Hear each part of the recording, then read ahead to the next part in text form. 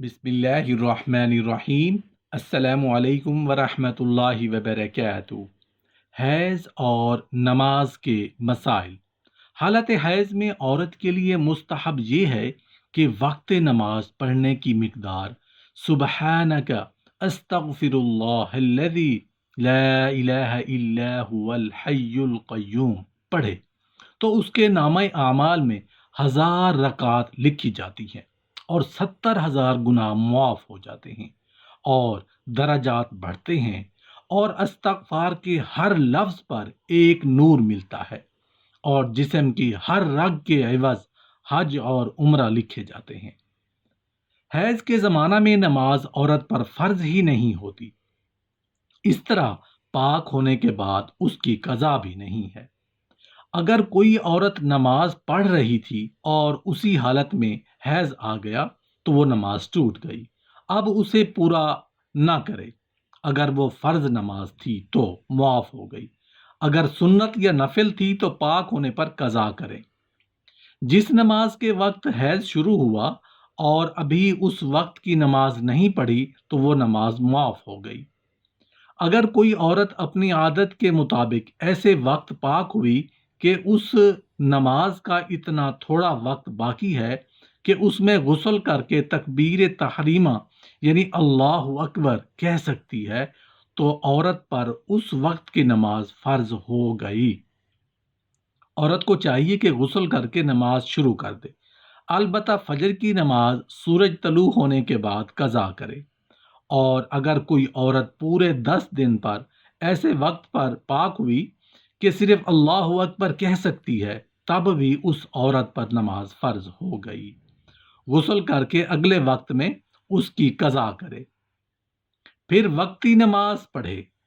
اگر کسی عورت نے حیض کی حالت میں سجدہ تلاوت کی آیت سنی تو سجدہ اس کے ذمہ واجب نہیں ہے۔ کسی عورت کو حیض اس کی عادت کے مطابق آتا رہا لیکن کبھی اس کی عادت سے آگے بڑھا تو اب عورت کو انتظار کرنا چاہیے۔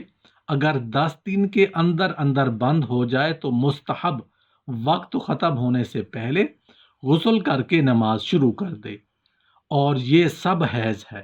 اور اگر یہ خون 10 دن اور 10 رات سے بھی آگے بڑھ گیا تو اس کی عادت سے اوپر کا خون استحاضہ ہے۔ اب 10 دن پورا ہوتے ہی غسل کر کے نماز شروع کر دے اور عادت کے بعد اولا نمازوں کو قضا بھی کرے۔ اگر کسی عورت کا عادت سے کم حیض آیا، مثلا عادت 7 دن کی تھی اور 5 دن پر بند ہو گیا، تو اس کے مستحب وقت کے ختم ہونے سے پہلے غسل کر کے نماز شروع کر دے۔